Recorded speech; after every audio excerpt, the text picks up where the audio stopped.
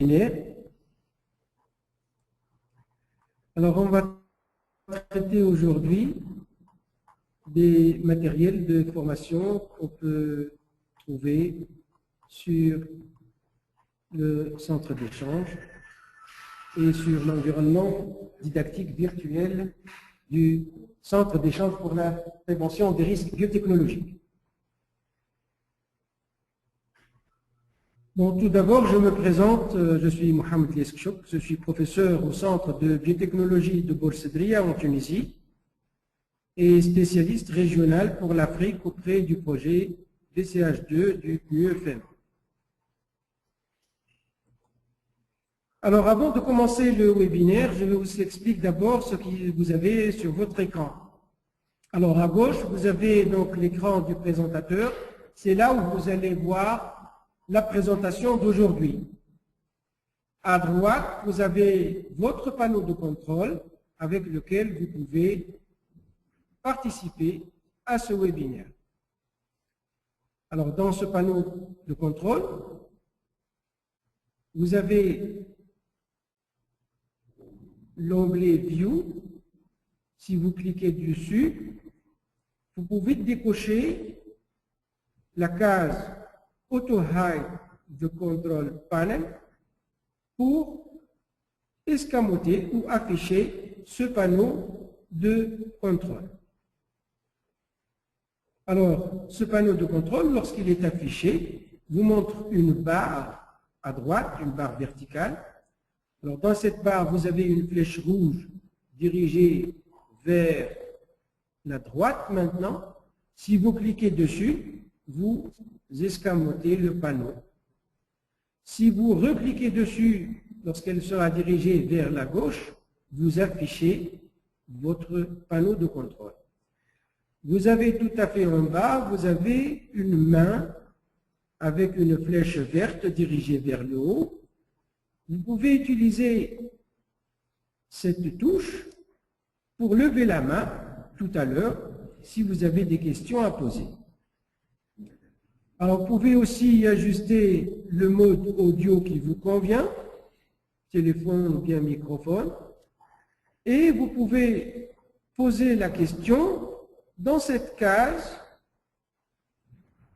de chat. Vous pouvez envoyer des questions ou des commentaires dans cette case-là. Alors, lorsque le bouton rouge tout à fait en bas est activé, cela indique que le webinaire est en cours d'enregistrement. Si vous ne souhaitez pas être enregistré, vous pouvez couper votre microphone, ici, et ne pas partager votre écran. C'est simple. Voilà. Alors, sachez que ce webinaire, il est enregistré et il sera publié ultérieurement avec les matériels éducatifs du Centre d'échange pour la prévention des risques biotechnologiques, CE-PRB. C'est le BCH, Biosafety Clearinghouse. Les opinions et concepts des participants exprimés durant ce webinaire ne reflètent pas la position officielle du Programme des Nations Unies pour l'environnement.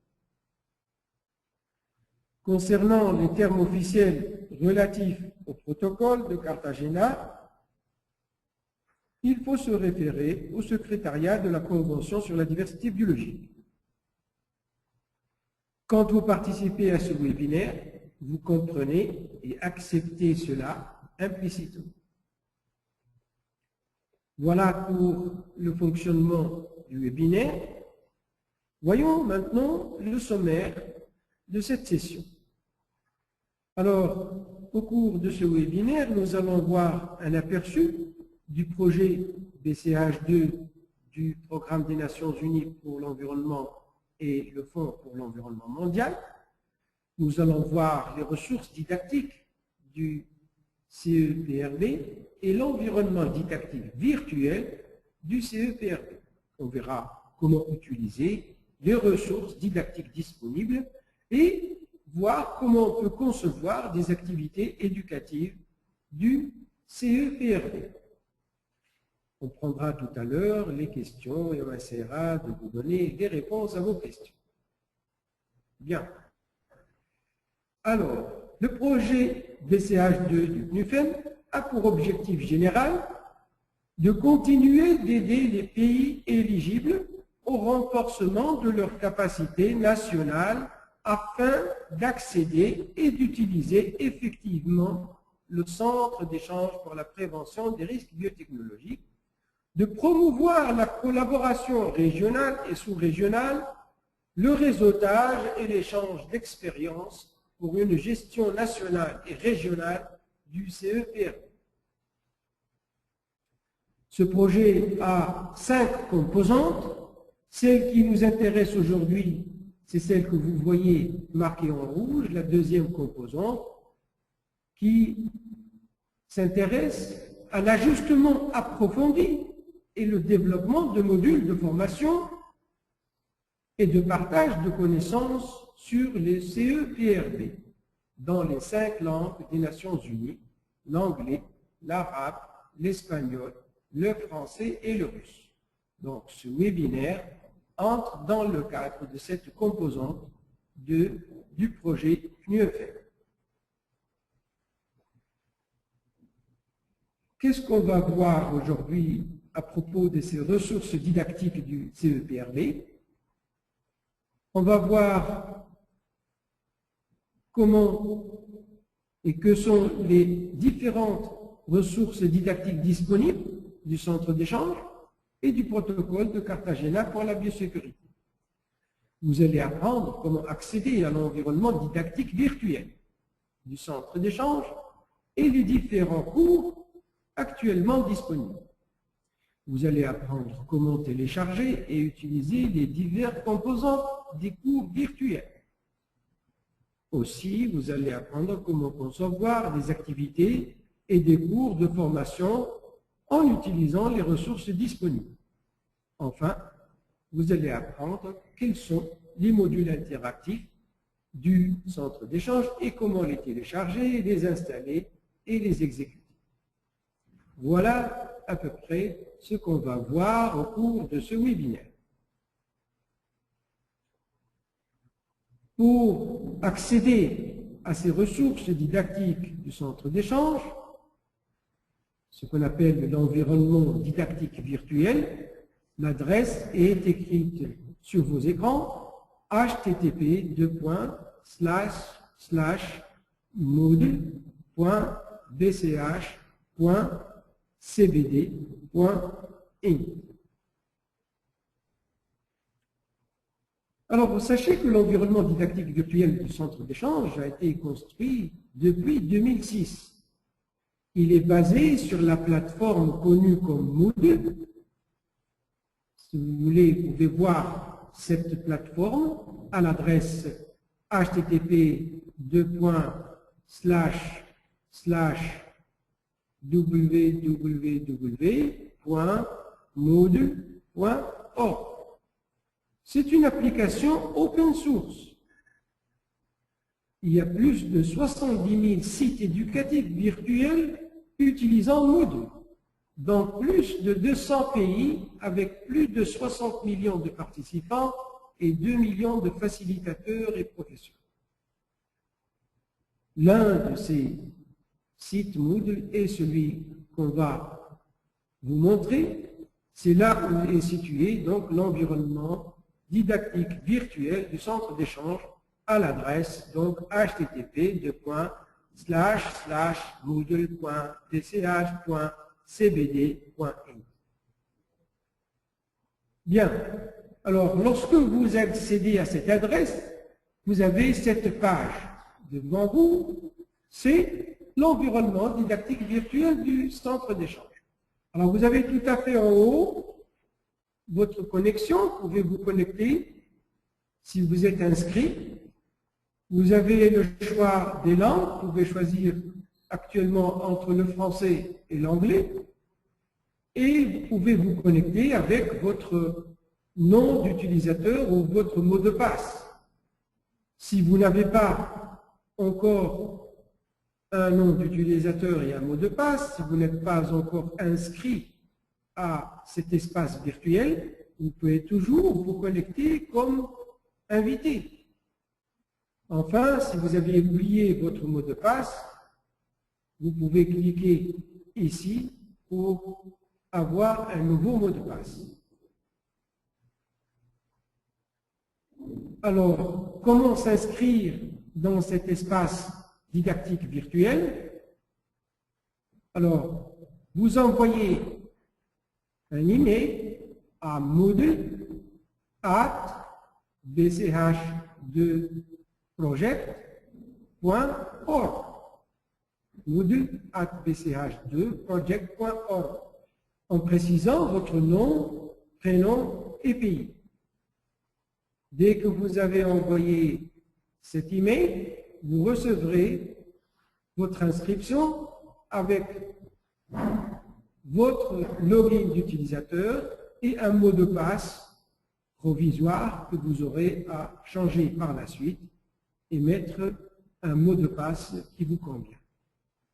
Voilà donc pour l'inscription à cet environnement didactique virtuel du centre d'échange. Alors, lorsque vous êtes inscrit, lorsque vous entrez, vous avez, à la première page, vous avez l'ensemble des cours virtuels universels à l'heure actuelle.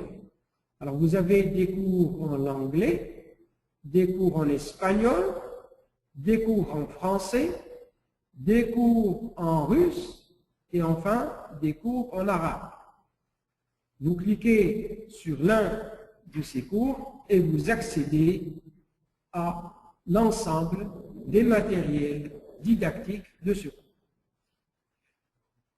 Vous avez aussi la possibilité d'avoir accès à tous les ateliers nationaux du centre d'échange, si vous êtes inscrit.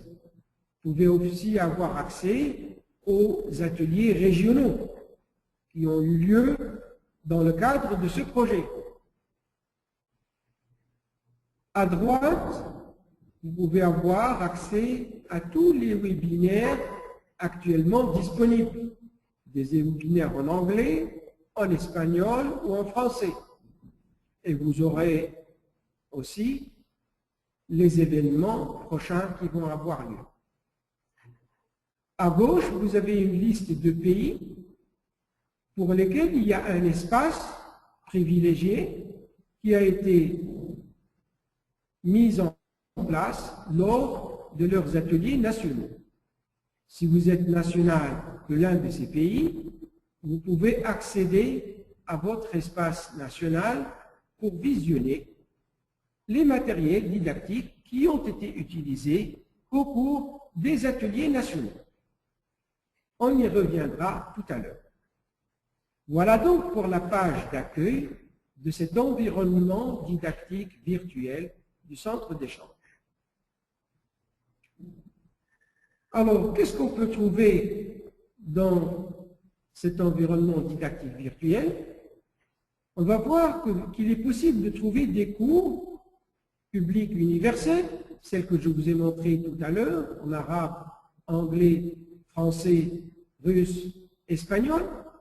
Et là, on verra ça tout à l'heure, vous allez trouver tous les matériels didactiques du centre d'échange.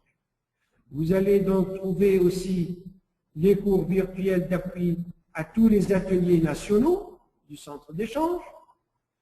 Et vous allez trouver les cours virtuels d'appui aux ateliers régionaux et mondiaux du centre d'échange qui ont eu lieu au cours de la réalisation de ce projet.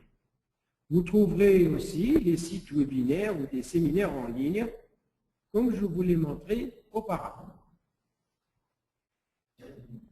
Je vous remontre une deuxième fois cette première page. Donc ici, comme je vous l'ai dit, c'est les zones des cours universels dans les 5 langues actuellement des Nations Unies. À droite, vous avez donc les sites web des différents webinaires ou séminaires en ligne. Et tout à fait en bas, vous avez le calendrier des prochains événements programmés pour ces cours. Voici le cours qui va nous intéresser aujourd'hui.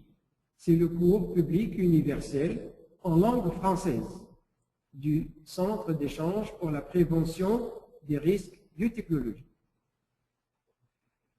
Lorsque vous cliquez sur ce bouton, vous verrez afficher différentes rubriques de ce cours.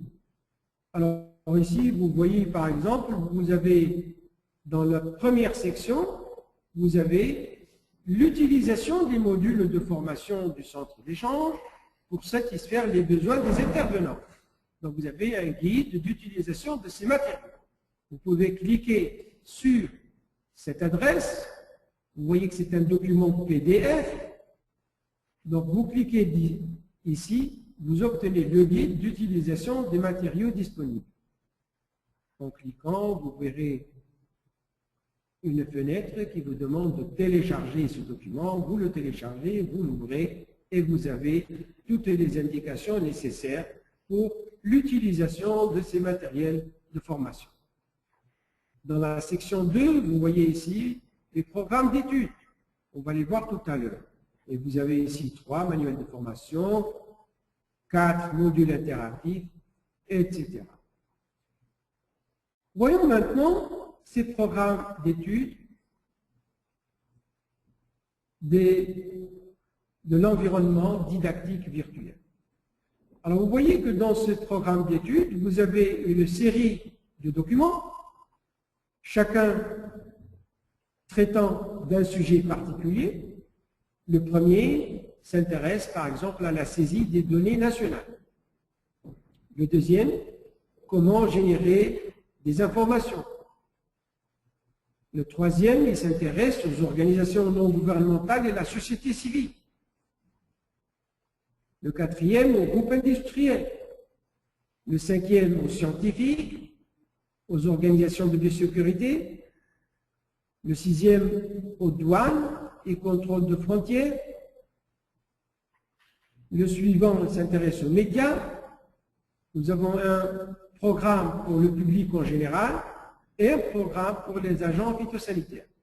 Tous ces programmes, vous pouvez les utiliser afin de voir comment vous pouvez organiser votre formation.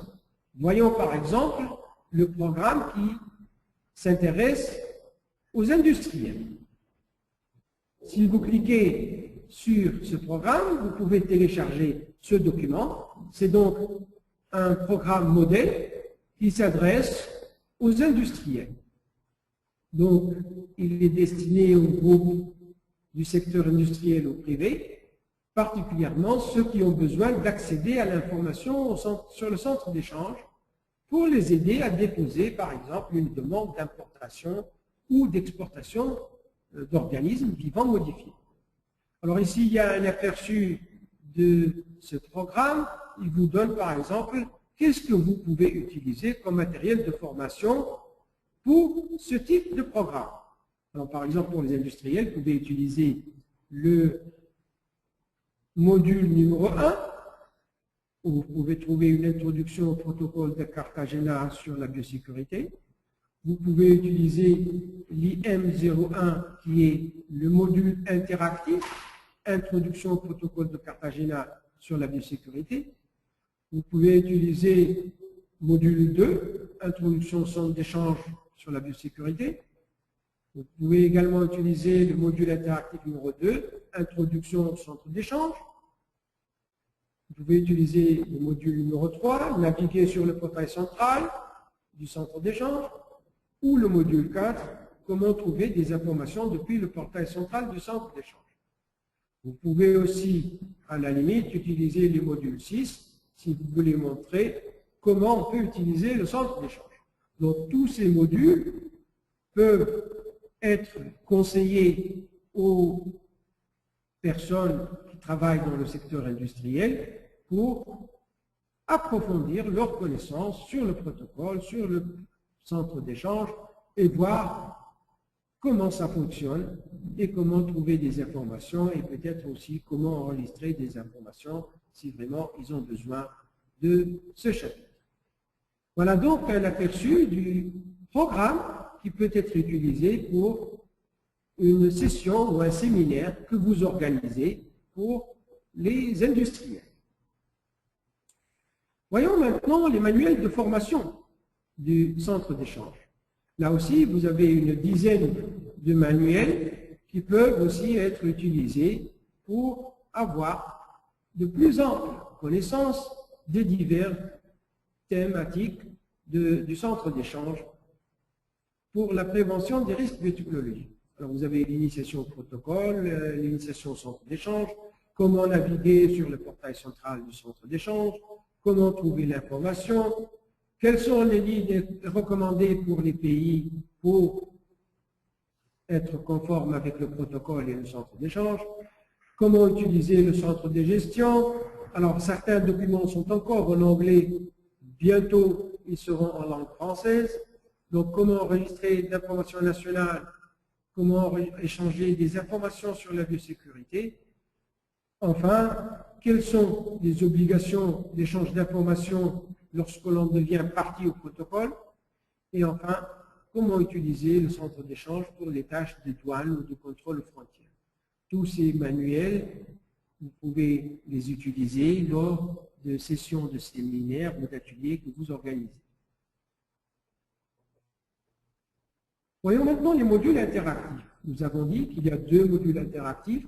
L'un traitant du protocole de Cartagena sur la biosécurité, celui-là. Donc, si vous cliquez ici, vous allez télécharger un programme exécutable que vous pouvez exécuter sur votre machine et disposer du module interactif. Même chose pour le second module qui s'intéresse à l'introduction au centre d'échange pour la prévention des risques biotechnologiques.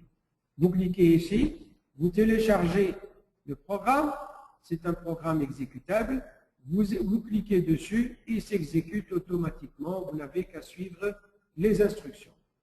Alors vous avez ici des fichiers compressés des mêmes programmes. Le premier donc pour le protocole de Cartagena sur la biosécurité. Alors pour ces fichiers-là, ils peuvent être utilisés par ceux qui travaillent dans un environnement qui n'est pas Windows. Par exemple, ceux qui travaillent sur Linux ou bien ceux qui travaillent sur Apple. Donc, ils vont pouvoir utiliser ces fichiers. Ce sont des fichiers donc compressés qu'ils peuvent juste copier sur leur machine.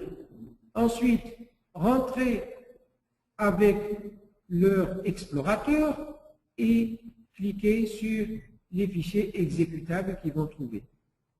Même chose pour le fichier relatif au centre d'échange pour la prévention des risques biotechnologiques. Donc, pour ceux qui ne disposent pas de l'environnement Windows, ils peuvent utiliser des fichiers compressés pour utiliser ces modules interactifs. Voyons maintenant les études de cas. Jusqu'à maintenant, le centre d'échange a mis en place une trentaine de cas d'études. Parfois, ce sont des cas d'études pour vous exercer à rechercher des informations sur le centre d'échange. Parfois, ce sont des cas d'études pour vous faciliter à comprendre comment on enregistre des données dans le portail central du centre d'échange. Alors, voyons par exemple le cas d'étude numéro 12. C'est un cas d'étude de recherche d'informations sur le portail central. Et dans ce cas, il s'agit donc de l'exportation d'un OVM. Voyons, voici. Alors, lorsque vous cliquez sur le cas d'étude numéro 12, vous téléchargez le document relatif à cette étude de cas. Et vous voyez ici, je vous montre ici la première page de cette étude. Alors, c'est une entreprise qui cherche des informations sur l'exportation d'OGM. Vous avez une introduction, un scénario et des questions qui vont aider le participant à faire sa recherche dans le centre d'échange pour la prévention des risques biotechnologiques. Vous avez aussi, avec les matériels de formation, ce qu'on appelle les guides de référence. Alors, ces guides de référence vous donnent une très brève description de certains termes ou de certaines thématiques du centre d'échange. Vous avez par exemple ici une brève initiation au centre d'échange. Vous avez ici une liste des acronymes qui sont utilisés dans les différents documents d'aide que vous trouvez sur le centre d'échange. Vous avez ici une description des types de registres qui se trouvent sur le centre d'échange. Des registres d'organismes ou bien des registres d'OVM ou autres informations déposées par les parties au protocole. Vous avez ici un guide de référence pour vous montrer la signification des différentes icônes que vous avez sur le centre d'échange. Au niveau des différentes pages de ce centre, le centre utilise différentes icônes. Leur signification peut être retrouvée dans ces glossaires, dans ces guides de référence. Vous avez ici un petit glossaire aussi pour les principaux termes utilisés, par exemple scientifiques, qu'est-ce qu'on appelle OVM, qu'est-ce qu'on appelle ceci ou cela. Donc vous trouvez des explications au niveau de ce petit glossaire. Vous avez des explications concernant le centre de gestion. Vous avez des petites explications sur les décisions et déclarations. On va voir un aperçu de cela tout à l'heure. Vous avez des petits guides sur les caractères introduits, les contacts, les ressources d'information, des informations sur l'identifiant unique, comment il est fait, quelles sont les règles pour attribuer un identifiant unique. Vous avez aussi une liste des informations à publier sur le centre d'échange. Mais aussi, vous avez les délais. Quels délais vont être utilisés pour publier les informations? Quelles sont les informations qui doivent être publiées lorsque le protocole entre en vigueur dans la partie à ce protocole?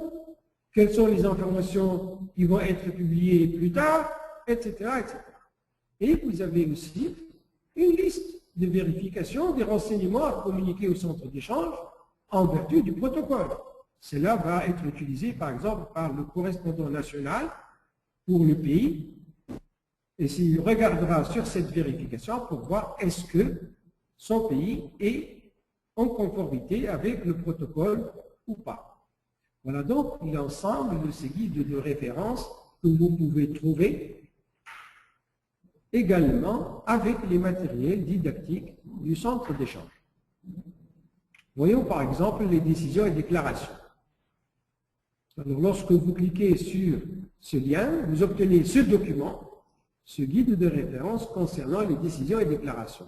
Alors, il vous explique le type de décision et qu'est-ce qu'on entend par cette décision.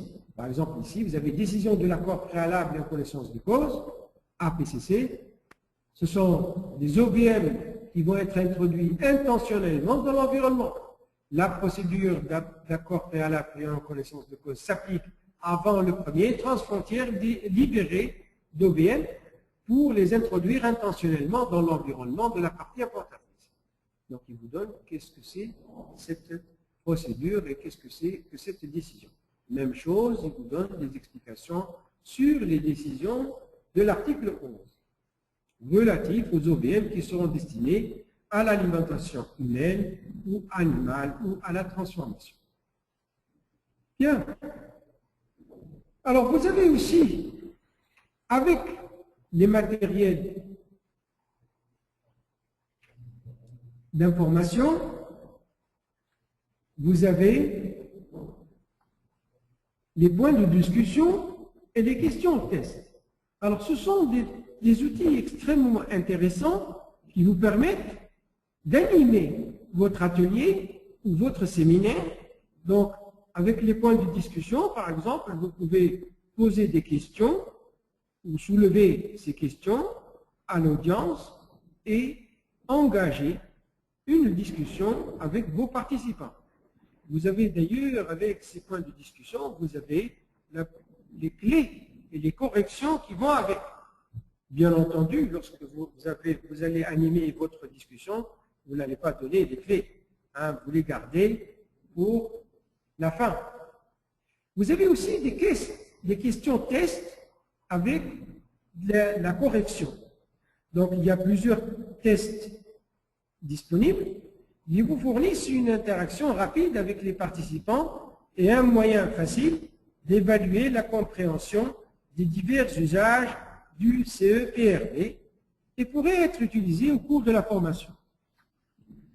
Vous avez des cartes de tests rapides que vous pouvez utiliser pour animer votre session. Vous avez aussi un jeu, la chasse au trésor. Là aussi, vous avez des questions que vous pouvez utiliser pour établir un jeu avec vos participants pour les inciter à donner la bonne réponse. Vous faites un groupe, par exemple, deux groupes de participants. Celui qui ne répond pas quitte le groupe et ainsi de suite. Et le groupe qui va avoir le plus de participants restants va pouvoir donc gagner ce jeu-là. Voyons maintenant les modules concernant les applications Hermès et Ajax que le secrétariat a mis en place pour aider les pays à animer maintenant leur site web. Alors, Hermès, c'est une application que peuvent demander les parties au protocole. Elle sera prise en charge concernant sa maintenance par le secrétariat et la partie peut donc avoir son propre site web de centre d'échange.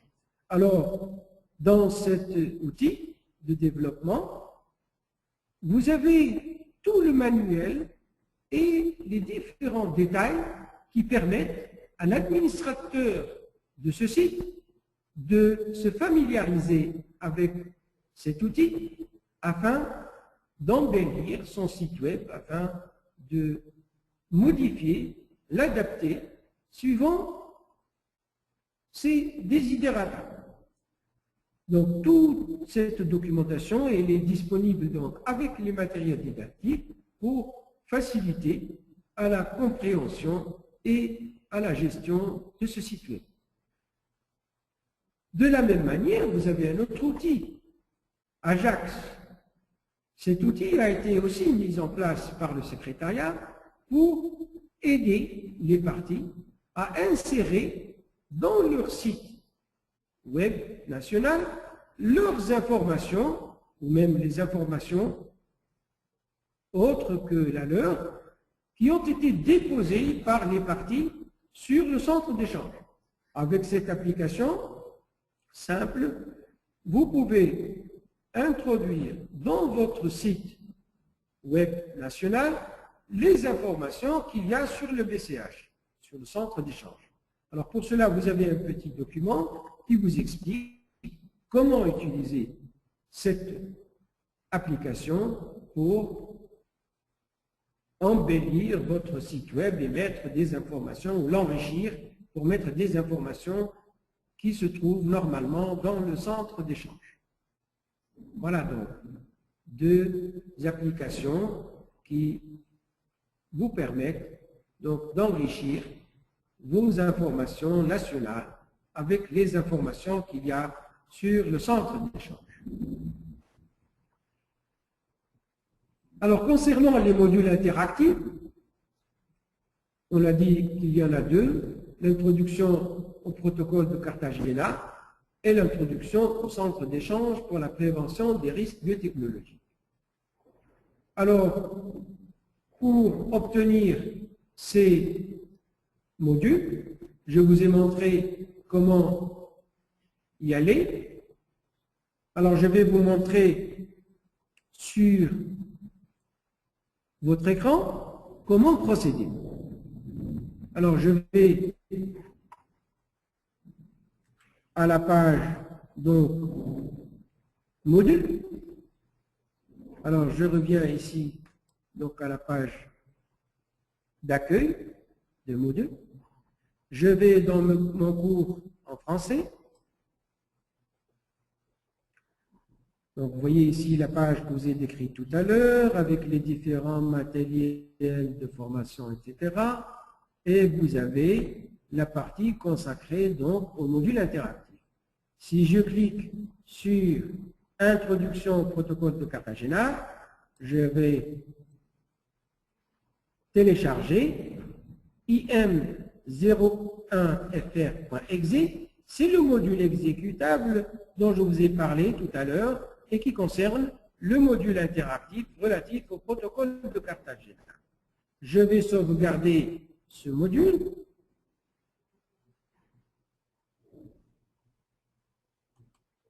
Alors, en attendant que ce module soit téléchargé,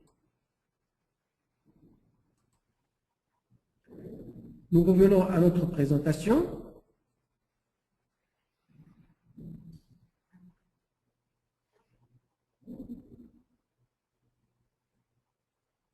Je vous montrerai tout à l'heure comment on installe ces versions de modules interactifs sur votre machine. Alors, les mêmes matériels de formation, vous pouvez les trouver aussi sur le centre d'échange. Donc, nous avons vu jusqu'à maintenant l'environnement virtuel didactique du centre d'échange à l'adresse donc module BCH CBD Inc. Nous pouvons trouver les cas d'études aussi dans la section aide du centre d'échange. Je vous montre tout de suite. Si je vais à l'adresse donc au BCH, je vais section aide, j'ouvre la section aide, cette fois-ci du centre d'échange, j'ouvre matériel de formation, je vais par exemple à l'étude de cas, vous trouvez exactement les mêmes informations qu'il y a sur la plateforme module de l'environnement didactique virtuel du centre d'échange.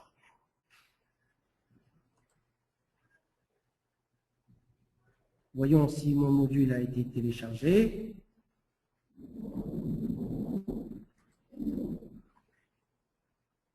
Encore quelques secondes. Bien. Donc, nous avons vu maintenant les matériels didactiques disponibles dans l'environnement virtuel du centre d'échange. Nous avons vu que ces mêmes matériels se retrouvent dans la section aide du portail central du centre d'échange. Nous avons vu comment télécharger les modules interactifs. Nous allons voir maintenant comment vous pouvez concevoir et développer un séminaire, un atelier ou une conférence en utilisant les matériels du centre d'échange. Tout d'abord, il faut identifier le public cible et le type d'activité qui sera développé au cours de votre séminaire ou atelier ou conférence. Une fois le public défini, vous pouvez obtenir le programme le plus approprié pour vous aider à choisir les ressources didactiques les plus appropriées pour votre atelier ou séminaire ou conférence. Nous avons vu que vous avez dans les matériels didactiques différents programmes pour différentes audiences. Donc, vous pouvez choisir l'un de ces programmes et voir qu'est-ce que vous pouvez utiliser comme ressource pour animer votre atelier. Nous avons vu un exemple d'atelier pour les groupes industriels. Alors, si vous voulez un conseil, vous pouvez revoir les cours virtuels nationaux existants. Vous pouvez voir ces cours-là parce qu'au cours des ateliers nationaux, il y a eu utilisation de plusieurs matériels spécifiques pour ces différents ateliers. Et il y a même des forums pour l'échange d'expériences. Donc, pour vous inspirer, vous pouvez voir ces différents ateliers. Vous allez pouvoir aussi disposer même des présentations PowerPoint qui ont été utilisées lors de ces cours. Cela vous évitera de faire de nouvelles présentations. Vous n'avez qu'à reprendre celles-là, modifier, ajuster, adapter ces présentations à votre atelier. Vous pouvez voir les exercices utilisés, vous pouvez voir différentes méthodes utilisées au cours de ces ateliers et vous inspirer pour organiser votre propre séminaire ou atelier ou conférence. Alors, sachez que l'utilisation des ressources didactiques pour concevoir et développer soit des activités complètes de formation ou des parties d'autres cours ou des séminaires. C'est-à-dire que vous pouvez prendre juste un petit cours ou un petit module pour l'insérer, si vous êtes enseignant universitaire par exemple, pour l'insérer dans vos travaux pratiques. Par exemple, montrer comment on peut rechercher des informations sur un OVM particulier à partir du centre d'échange. Si vous êtes juriste, par exemple, vous pouvez utiliser le centre d'échange pour voir les lois environnementales, par exemple, qui ont été adoptées dans des pays voisins du vôtre, et ainsi de suite. Alors, sachez que les cours virtuels que vous avez sur le centre d'échange ou sur l'environnement didactique virtuel du centre d'échange peuvent être facilement dupliqués et adaptés pour répondre à des besoins spécifiques. Vous pouvez collaborer avec les institutions de l'éducation ou du gouvernement pour aider au transfert de savoir-faire. Tous les webinaires sont publics et gratuits, mais il faut s'inscrire pour participer à ces webinaires. Voilà. Je vous remercie pour votre attention. Je vais juste prendre une minute pour vous montrer comment on peut installer le module interactif que nous avons téléchargé.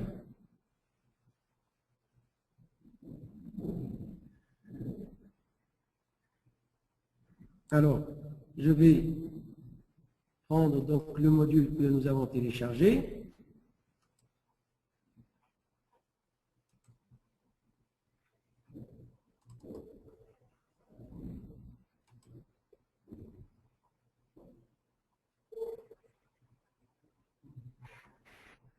Je ne le retrouve pas. Pendant ce temps, si vous avez des questions, vous pouvez toujours poser vos questions. Je suis à votre écoute. Donnez-moi quelques secondes que je retrouve mon module interactif. Des questions?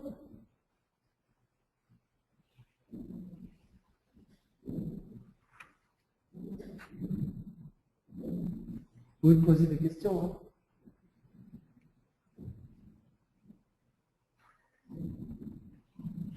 Des questions?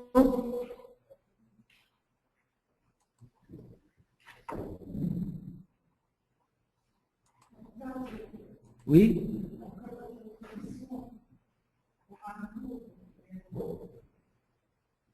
Oui?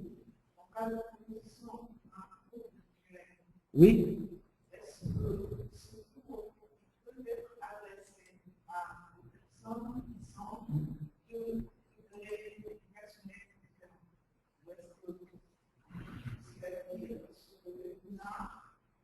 y en a des mots qui sont uniquement adressés à n'importe quel poéticien, des différences entre le trait et la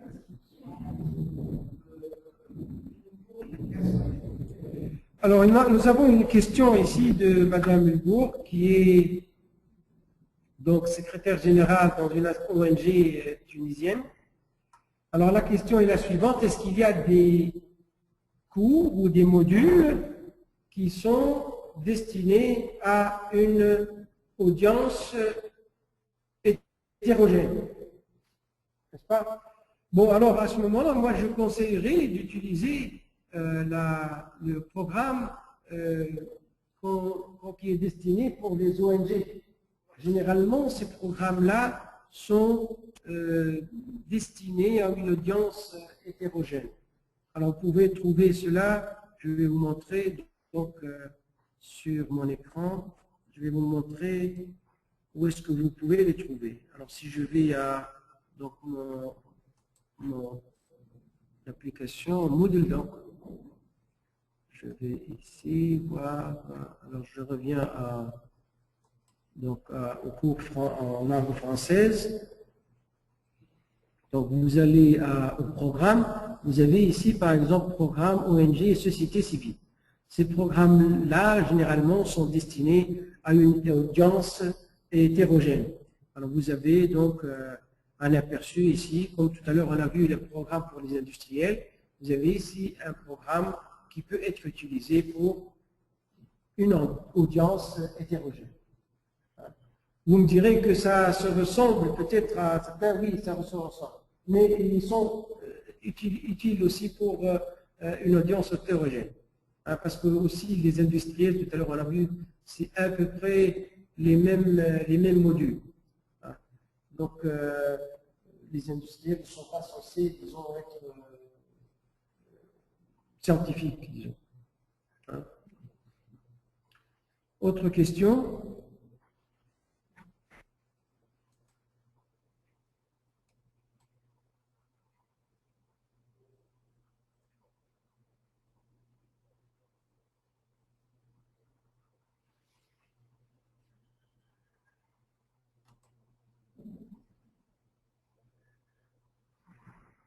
Autre question? Bon. Je vais essayer de retrouver le programme que j'ai téléchargé tout à l'heure pour vous montrer comment on installe les programmes, les modules interactifs.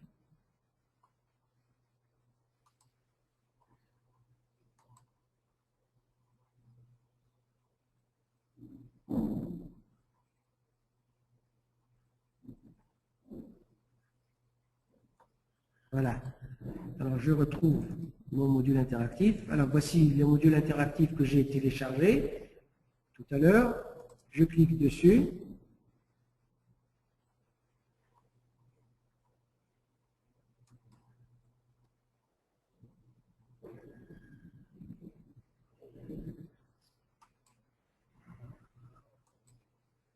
Donc, je répète.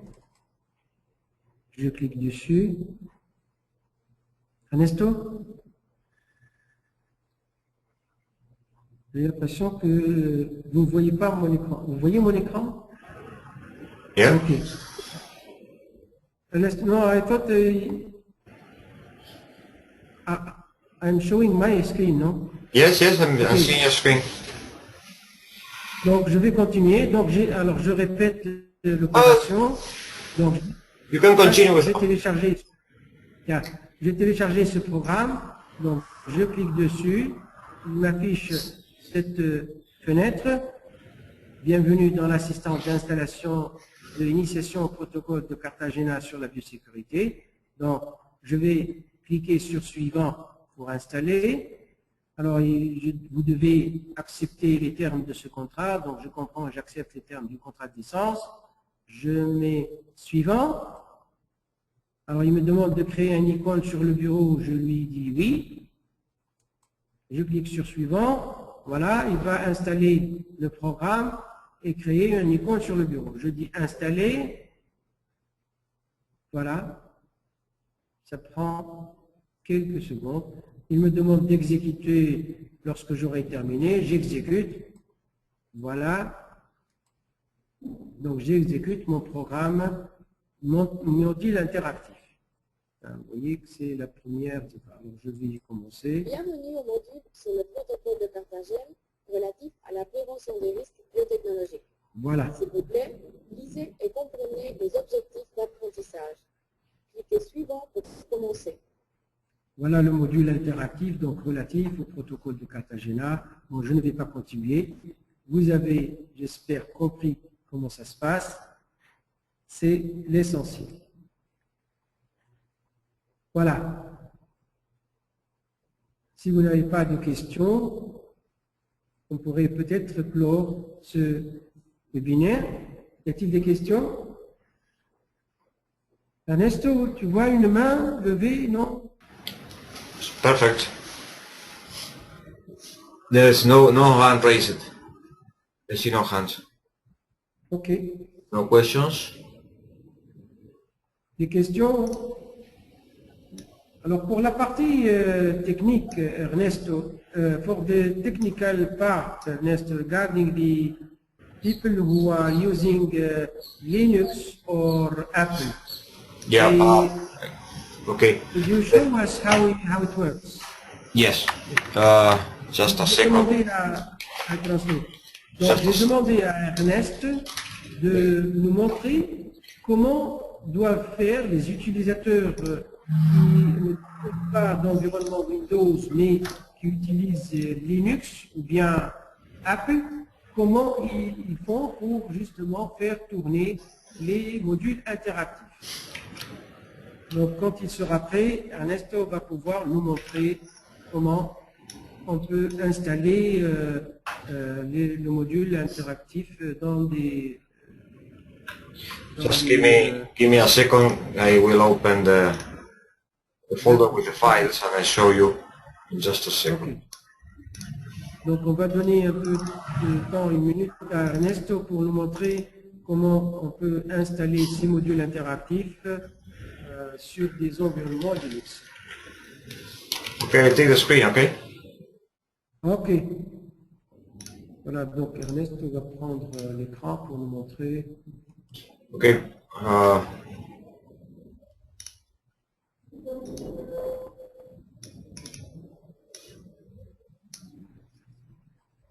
Just a second.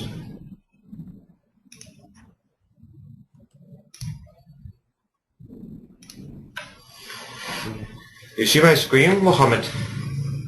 Yes, we see your screen actually. Okay. If you go to the virtual courses, the one for French, Yes. you will see that in the interactive modules section, you have some compressed files below the installation Yes. files. Yes. These ones. Yeah. There are two zip files there that are all the HTML files for the interactive modules without Time to setup for translate. Windows. Give me time to translate. Yeah, go ahead. Ok, donc dans les modules interactifs, il y a les deux fichiers que je vous ai montrés tout à l'heure compressés qui seront utilisés pour les environnements non Windows. Donc, yes, go ahead. Okay, if you download these files and unzip them, you just need to execute. I will show them in my folder now. Donc, quand on télécharge ces fichiers, voilà ce que vous allez obtenir. Donc, vous allez obtenir ce fichier-là. Donc, je vais vous montrer. Voilà. For example, the first one for Cartagena Protocol in French. Voilà. C'est ce fichier, donc, c'est compressé qui contient les fichiers que vous allez éclater dans votre répertoire. Si vous avez une machine Apple ou bien Linux, Voilà. And you see here Donc, lorsque- how it's composed. I will create a folder here just to. Alors il va créer donc un répertoire où il va mettre donc il va extraire donc ces fichiers vers ce voilà les fichiers qui étaient compressés, ils sont maintenant sous forme éclatée et ils ont mis donc dans Then you just execute the SWF. You open that in your browser in Linux or Apple. These are just Flash player. You just need the player to do that. ok. The Flash plugin installed in Linux or for Mac should work. I have tested that in SUSE Linux, in Ubuntu Linux, and it works perfectly. You just need to open the files in the web browser. Just show us the file where you should click. Okay. This one, This the file. Well, pilot okay. user is Donc on the clique one. sur This one. on clique sur The one that says intro. le fichier. Ok. Intro 1.1 SWF and the same one in the second module. Ok. Donc on clique sur le fichier intro 1-8.1 SWF. SWF c'est l'extension Shockwave. Donc pour ceux qui ont Apple ou bien Linux, ils téléchargent donc le fichier compressé, ils décompressent ces fichiers dans un répertoire, ensuite ils cliquent sur intro 1.1 dans ce cas, et pour le deuxième module, ce sera intro 2, je crois, ils cliquent dessus et ils font démarrer le module interactif dans l'environnement Apple ou Linux. You can double click it, but if it's not working directly, you open it with Browser. the browser. For example, Internet Explorer now, but could be another browser, any other one. Okay. See, Donc, I have a browser here. parfois, si ça ne marche pas, vous pouvez toujours ouvrir ce fichier par votre explorateur, Internet Explorer ou bien Mozilla ou autre. You see? Ok. There, I just open it in Firefox. Voilà, il a ouvert par exemple le fichier ici avec Firefox. Donc, c'est le même principe que pour le module interactif sous Windows, mais ici, l'environnement donc de l'OS il a changé, donc Apple ou Linux c'est pas comme Windows.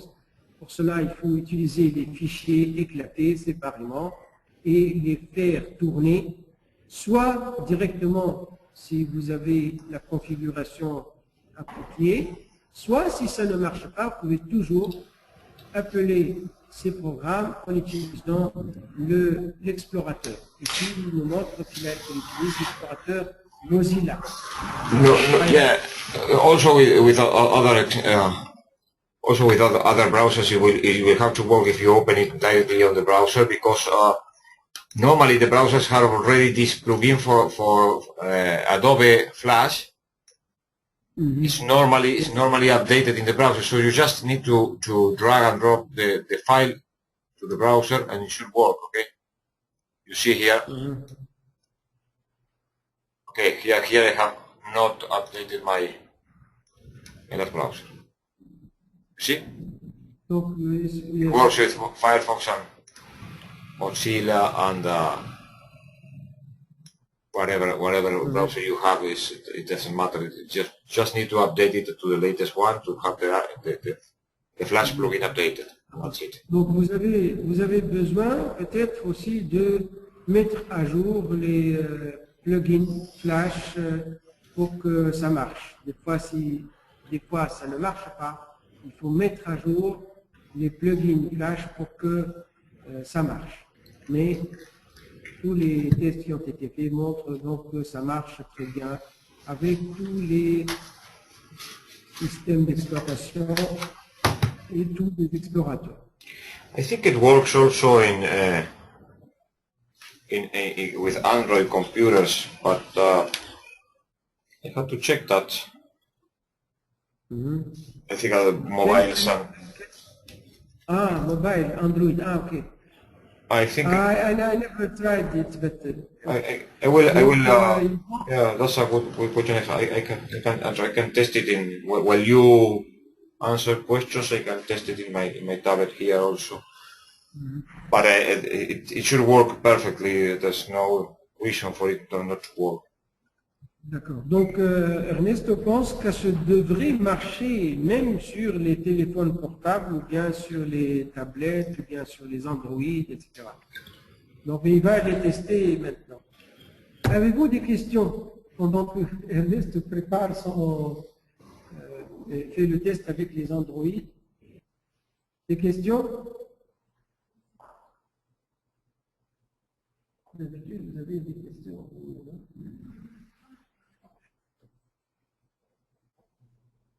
Donc voilà, donc pour l'ensemble de ces matériels donc, éducatifs du centre d'échange qui peuvent être utilisés avec plusieurs catégories d'audience en allant des universités vers la société civile. Oui? Question?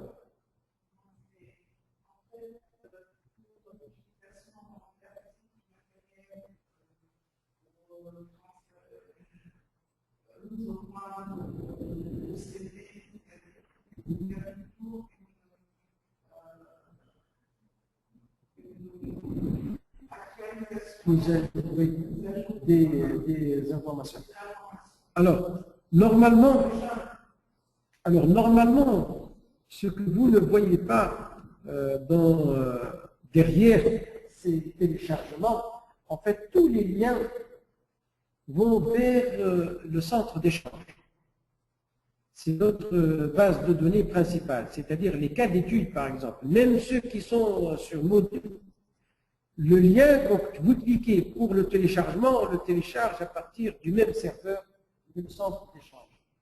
Ce qui fait que s'il y a une mise à jour faite par le secrétariat sur un document quelconque, il est automatiquement mis à jour dans la plateforme Moodle. Donc, tous les documents qu'on télécharge, on les télécharge tous à partir du même serveur. Donc, s'il y a une mise à jour, elle est automatiquement mise à jour dans ce que ce soit dans l'environnement didactique virtuel du centre d'échange ou sur l'aide, la section aide du centre d'échange. C'est immédiat. Vous mettez à jour aujourd'hui, elle est mise à jour tout de suite. C'est la même adresse. Notre collègue ici demande à propos de la mise à jour des documents et des matériels didactiques. Donc, je répète, ces matériels que vous avez dans l'environnement virtuel didactique du centre d'échange ou bien dans la section aide du centre d'échange, les liens sont tous vers le même serveur. C'est-à-dire les documents, s'ils sont mis à jour, ils sont mis à jour sur le serveur. La plateforme Moodle, elle vous renvoie dans ce serveur pour télécharger ce document. Donc la mise à jour est immédiate. Elle est mise à jour sur le serveur, elle est mise à jour directement sur la plateforme didactique, de l'environnement didactique virtuel. Et la même chose aussi pour la section aide du centre d'échange. Oui?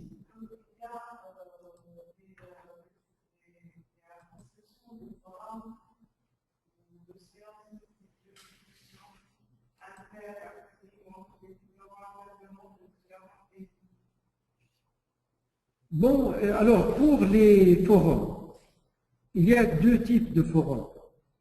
Il y a les forums où tout le monde participe avec des questions écrites. Vous écrivez, on vous répond. Vous écrivez, on vous répond. Ça, c'est les forums habituellement qui circulent. Ils sont plus faciles, puis ça laisse beaucoup de flexibilité, surtout pour le temps des personnes qui sont impliquées ou qui sont intéressées, etc. Donc, c'est des forums permanents, en quelque sorte, avec des questions-réponses écrites. Maintenant, il existe aussi des forums en temps réel où les gens sont convoqués pour une réunion comme celle-là, comme ce webinaire, pour une période bien déterminée. Généralement, lorsque vous êtes inscrit sur le centre d'échange ou sur le Moodle, la plateforme Moodle, on vous avertit des forums qui ont lieu soit avec le secrétariat, parce que le secrétariat aussi organise donc des forums, soit avec Moodle. Donc, vous êtes inscrits en principe tous au webinaire.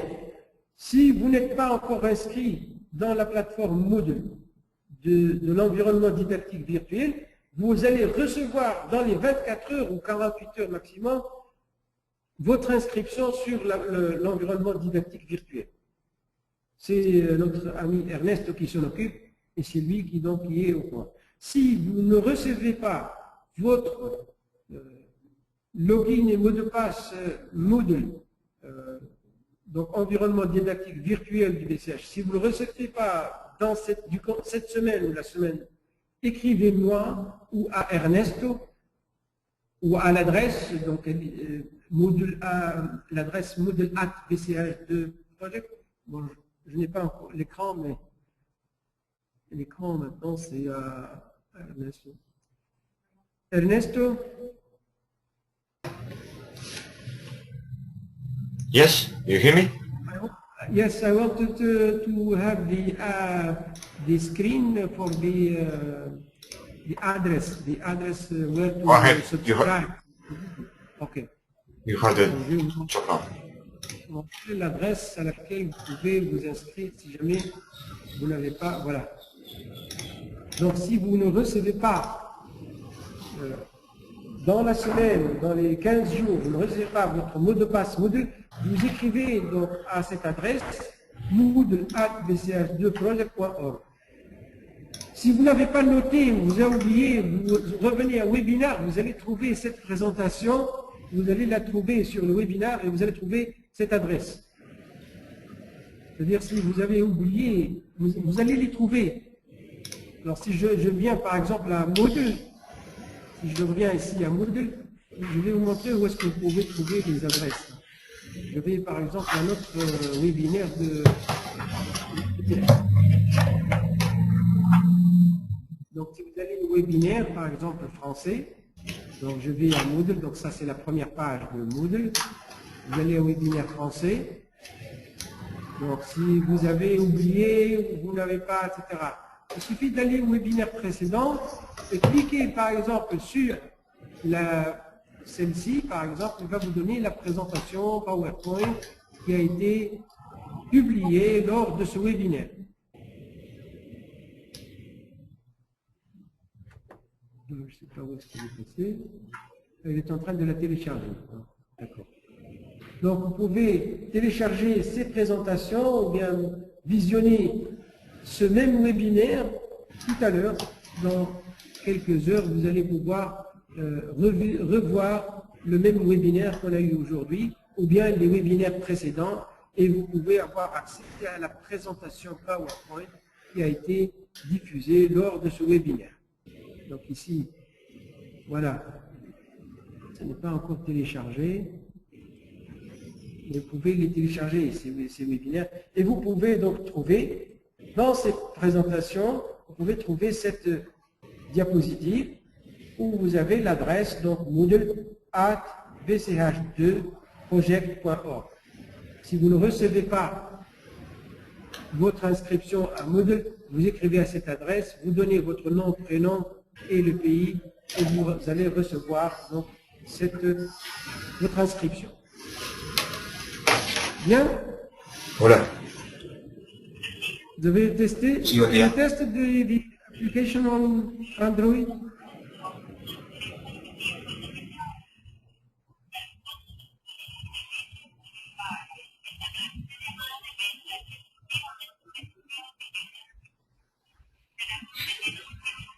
Y no, en este momento estoy en medio de una reunión. Disculpen.